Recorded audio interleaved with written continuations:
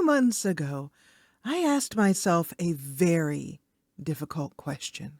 I asked myself if, with all things otherwise being more or less fine in my life, how many videos a month could I be certain, absolutely sure, that I could commit to sustaining, to be consistent?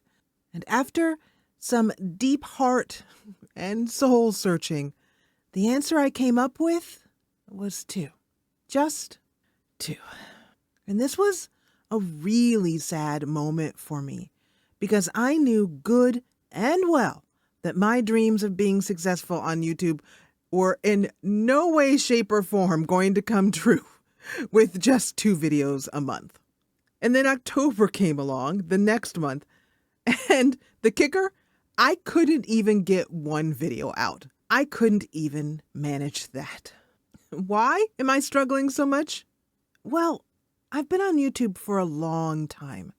I'm tired and I'm a bit burnt out. But most importantly, I'm sick of some of the same old things that you need to do that are getting in the way of me doing what I love to do. Dealing with the metadata for the video. What title am I going to give it that has to be SEO optimized and perfectly created so that people will click on the video, and the description, making sure that that is perfect. And of course, always SEO optimized. And the keywords, well, I would even just give up on those, let alone all the other things that I need to do in order to give the video the best chance of actually being pushed to the people who want to know about what I love to do, which is how to do amazing and awesome things with large language models like ChatGPT, and now my newest passion, AI automation. This pain in my life continued until I found this. This is no boilerplate. He has a fantastic channel, and the video which interests me is this one right here. Hack your brain with Obsidian.md. Hi friends, my name is Tris, and this is No Boilerplate, focusing on fast, technical videos. I have used many note-taking tools over the years, SimpleNote, Notion, and extensively Emacs Org Mode. None have improved my thinking in the way Obsidian has. Today is a deep dive into my second brain, and if you take my advice, your second brain too. This video is not just interesting because the creator is a fantastic delivery here, YouTube video. It's just really well done. But if you look at it, it's not actually that visually interesting from the standpoint of what we need to do as YouTubers, or what we're told that we need to do, which is to add something flashy on the screen to make sure there's a cut every 2 seconds. Let's take a look at what is happening here in Tris's video. I'm just going to scroll along here. And as I'm scrolling along, look at how often things are changing on screen, particularly this Obsidian features.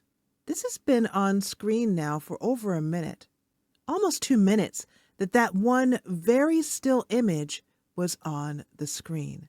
And then I saw, wait a minute, this is just a screenshot of his Obsidian vault. Wait, what if, do you think he could just be using simple slides to move through the content that he wants to present? Is there some sort of way in Obsidian, in the note-taking app Obsidian.md, to have some kind of slides plugin that I could use to just use simple markdown notes, which is nothing more than text? And then when I thought of the word text, I thought of GPT-4. And that's when it hit me. What if I could make an automation which would make, based upon what the video was going to be, the entire video script, it could complete an entire slideshow for me, programmatically, automatically? And I did. I created an automation which takes away all the pain of creating YouTube videos. So I finally have a chance to be consistent on YouTube. Let me show you how I did it. Hey there, it is I versus AI, and this is n8n. n8n is my new passion. I love this app. It is fantastic. It is a alternative to Zapier, make.com, and let me tell you, moving forward, I am completely convinced that AI automation is the future and that all of us are going to need to learn automation or have access to someone who has or can create automations which not only make your life easier, but make it possible for you to finally break down your pain points and even be successful in life, particularly if you are a content creator, an entrepreneur. All kinds of people can use automations to better their lives. It basically allows us to get more done with a whole lot less pain. So I'm going to walk you through this automation from beginning to end. And the first step is a little old form. The entire time that I have been talking into the microphone and recording this video, I have simultaneously been recording it here in this text box. And by recording, I mean that I am in real time adding text to this text box. I am using a wonderful Chrome extension called VoiceWave. VoiceWave was originally created for you to be able to talk into ChatGPT, but then they did the brilliant move of making it available on any site that has an input form. I use this in Google Gemini, and I also use this in Claude. I use this in Perplexity. Anywhere where I'm working with a large language model, I tend to use VoiceWave. It is so much easier to use than sitting there and typing things out. And as I have been recording and moving not only from different browsers and browser tabs to different windows, it is still recording in the background. And this is the first step of my automation. When I want to create a new video, I simply talk the entire video out into this input box.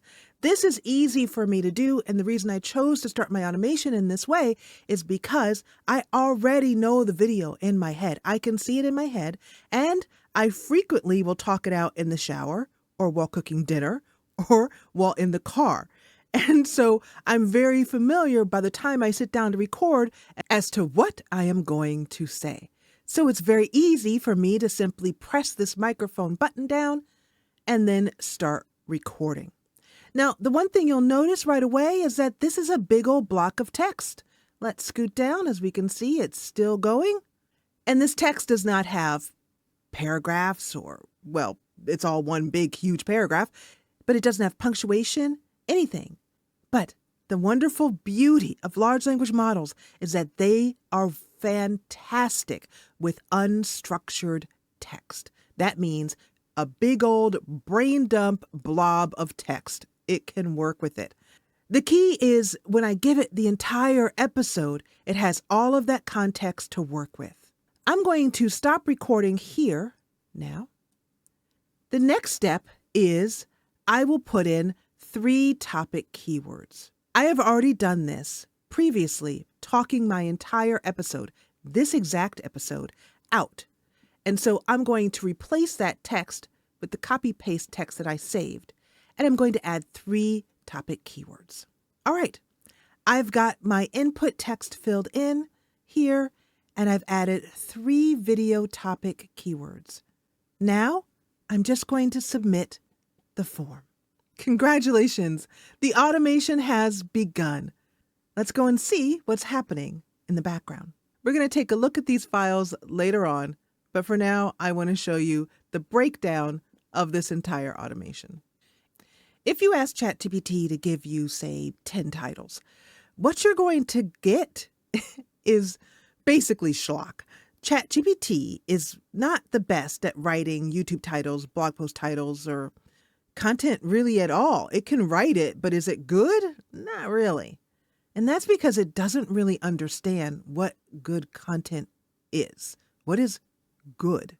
So if I ask ChatGPT to just give me some titles without any context whatsoever, it's going to be really generic stuff. If I just say my video's about X, Y, and Z, give me a title. So throughout this entire automation, I was doing a lot of what I call priming the pump. I was basically showing ChatGPT what is actually good, SEO friendly, and extremely targeted for the particular video that I was recording. The target audience it will define through a series of prompts here. And this is all getting the model ready to move through the prompts to the end result, which is whatever it is. In this case, I'm looking for a target audience. But I don't just ask it to give me a target audience. I very carefully define what a target audience is. And most importantly, the thing that gets a viewer to click on a video is really just one thing: emotion. So the video needs to be targeted for a specific emotion that target audience who has the problem that the video solves would be feeling right before they made the click. So with that in mind, I asked it to give me a very specific list of target audiences, not just entrepreneurs or YouTubers, but YouTubers who are experiencing this, or entrepreneurs at this stage in their journey, or whatever it is.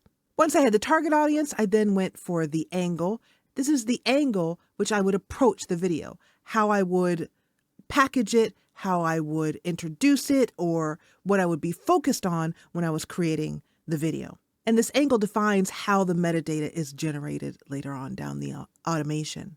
For each of these, I asked it to address specific challenges or interests that the ideal viewer would be interested in based upon here, the target audience, which is brought in from the previous node. I gave it examples, and then I asked it to, and I did this throughout the entire automation. I didn't just have it output information. I had it output that information, then rate it on a series of criteria, and then finally give it a score of 1 to 10, so 9.8 or 8.7 or 7.5, and rate that, and then give the best of the entire list that it had output. Meaning that when we got to the keyword list, for example, it didn't just give me a bunch of keywords. It gave me keywords that would be specific to this audience experiencing that emotion. Also in the keyword list, I spent a lot of time getting the model to not just give me keywords, but to give me short tail keywords, meaning just 1 to 2 words, long tail keywords, 3 to 4 words, keyword phrases, keywords that have search intent. You're going to type in a different thing in a Google search to find your video than you would with keywords that are browse intent. In other words, they're meant for the viewer who is scrolling through YouTube already and wants to click on a video. You want them to get to your video. This keyword list has all of those keyword types in it. Once it gave me the keyword list, I had it give me the main 3 keyword phrases, the top keyword phrases that you'd want to focus on to put into other content later on down the road. And here is one very important keyword, which we'll get to in a moment. The emotions and power phrases, I've already touched on the emotions, but these are the emotions that the target audience would feel that would induce the click on the title. And over here are power phrases. Power phrases I will show you in the document that came out, but I wanted phrases that I could use in my thumbnails, use in any social media I did, if I wanted to add anything to the description or even to the pinned comment. They were power phrases that would really pull in the viewer that I am looking to reach. This would be based on a set of really powerful emotions as well, too. I picked emotions that, based upon the research I did on what makes a click-worthy title, these emotions were the most powerful emotions that get people that you want to reach your video to actually click on it. Now we get down to the title brainstorming, and for this, I really, really wanted to have a good chance of getting titles, and so that worked. And so I actually ran this process 3 times. Now, this brings up an interesting point. You might be wondering, how much does this cost to run? This is the bill for the month of December. I ran this automation 3 times yesterday. I've run it once today. So this automation costs about 34 cents or so. And I would say 34 to maybe 45 cents on average, depending on how much you've actually spoken into the initial form. The longer you go, the more it costs. But in the end, it's really not that much money at all. 30 cents, possibly 50 cents. The reason why I ran the title generation 3 times is, again, the model does the same thing. It generates the titles based on a set of criteria, rates those titles. These particular criteria right here, it will rate the title based on high, medium, and low, on how closely it got to this criteria. And then it will rate those final criteria 1 to 10, and then give the top 2 highest read titles. I did this because I know that though the model is amazing, it's just not that creative. And I really wanted to get the best opportunity to get a good quality title. This particular node, the main search phrase, is really important. And for this node, I needed to use a more expensive model, the n8n Mini. When I was working through this, I wanted this, of course, to cost the least amount possible. So with each node, I would work it and rework it with the lowest cost model. If the lowest cost model could not do it, which right now is GPT-4o Mini, then I would go up a model level. If it couldn't do it at that level, I would finally go up to the highest tier level, which was, in this particular automation, n8n Mini is the highest I needed to go. And that's because I really needed it to do some reasoning on how a human being would act in order to get a specific search phrase. So we aren't going to just go into Google and type something really long like how to connect GPTs to APIs for beginners, step-by-step guide. That's not anything anyone's going to type into a search engine. And I also asked it to consider how the human being would be using the search engine. It'd probably be on a mobile phone, maybe. They might be in a hurry or feeling kind of lazy and just want to quickly type in a phrase that will get them to what they want to see, the answer they need, the video that I have just done.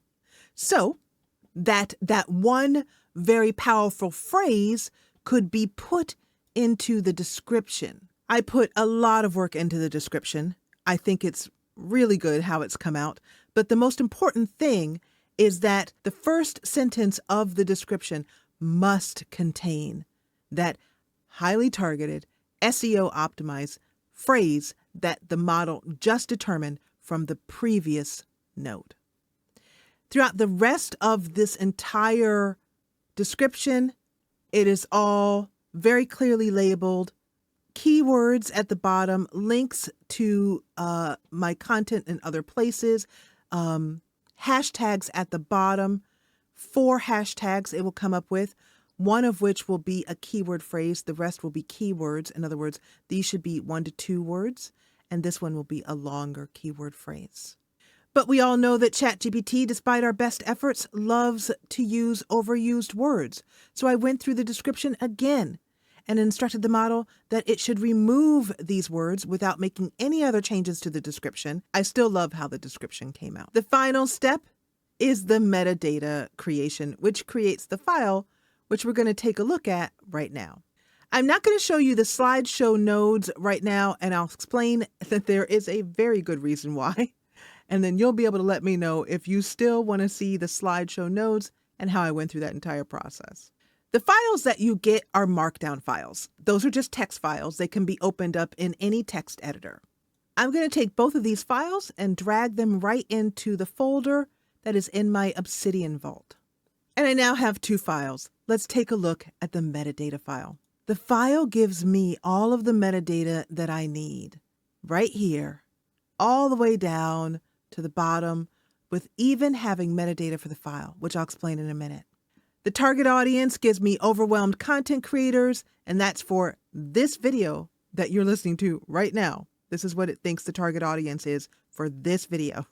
Nude YouTubers, neurodivergent creators, tech-savvy individuals, and these are really good for helping you narrow in who you're talking to when you create the video. The angle is the creative freedom angle. Explore how neurodivergent creators can use AI automation. This is actually a really good way to approach this. And I can use this later on in my social media or in how I'm talking about the video, anywhere where I might be marketing it. Here, it has decided that excitement and curiosity, and for the most part, it does tend to choose these two emotions, and it is correct. Excitement and curiosity do tend to get people to click on a video. The power phrases are things like these. When I finally embraced, take back your time, and what if you could create? These are great ways to start out, for example, a Twitter post or Twitter thread on your latest video. But I also use them in the following way. The last two videos that I did, this Master GPT-4 and this AI Automation Works, these are videos I did using this automation. And I used one of those power phrases on each one of these in the thumbnail. Those came directly from that power phrases list. Here are the titles.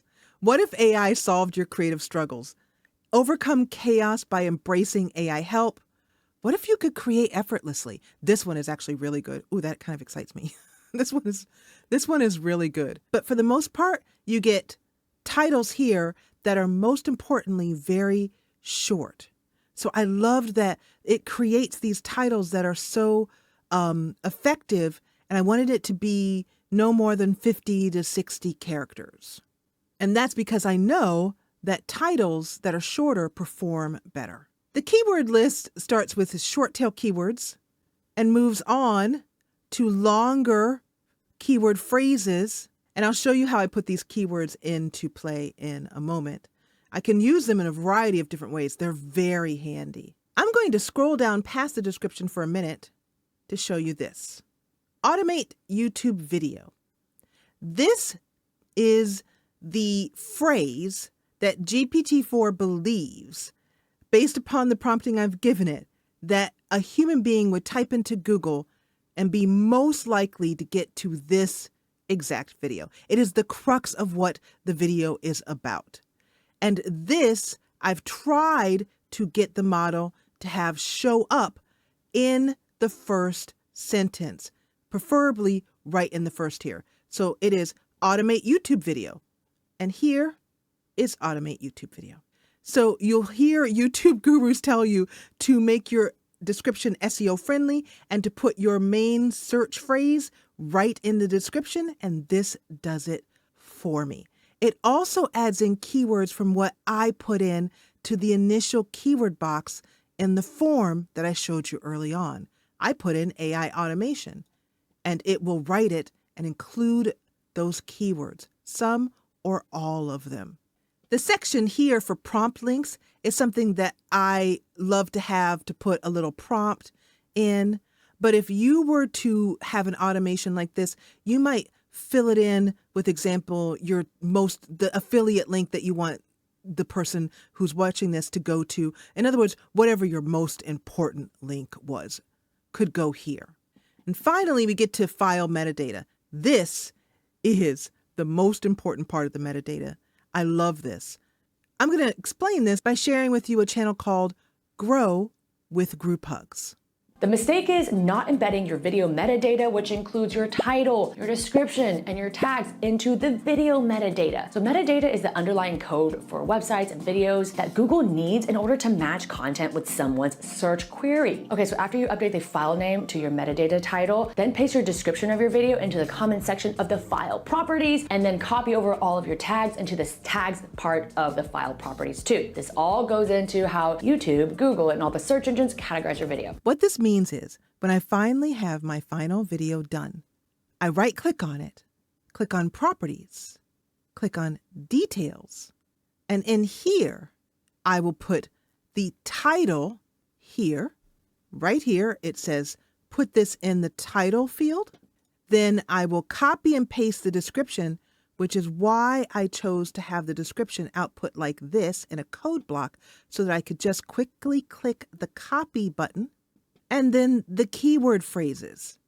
I simply click these here, copy, and add to the tags area. I'll even go into the subtitle area here and add one of the long tail keyword phrases that I think would be best for this video. I'm going to actually choose AI automation for YouTube. I click apply and then I click OK.